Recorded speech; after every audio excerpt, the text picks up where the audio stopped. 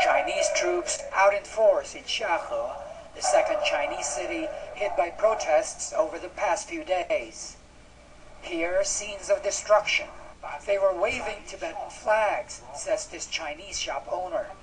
They were shouting independence for Tibet. Xiahe in Gansu province is home to a large number of Tibetans. The protests there follow the deadly riot in the Tibetan capital Lhasa. This video, released by the official Chinese media, shows protesters setting fire to cars and storefronts. Days after the riot, The Economist correspondent James Miles describes the scene in Lhasa.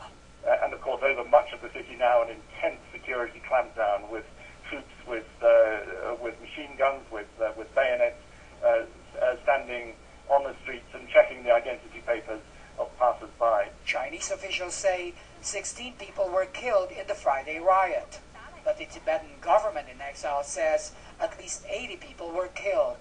Chinese authorities have blamed the violence on Tibet's exiled spiritual leader, the Dalai Lama. The Dalai Lama has denied inspiring the protests and has accused the Chinese of what he calls cultural genocide. Tibet's governor, speaking to reporters in Beijing, defended China's response to the largest anti-government protests in almost 2 decades. They described our handling of the violence that harms people's lives, security and social order as a crackdown on peaceful protests. It's groundless. No democratic country in the world will tolerate this kind of crime.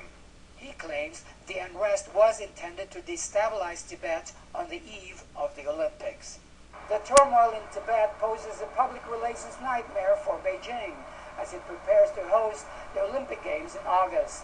It had hoped to project a happy and harmonious image, but the world is seeing a very different view. Jaime Flores, CNN, Beijing.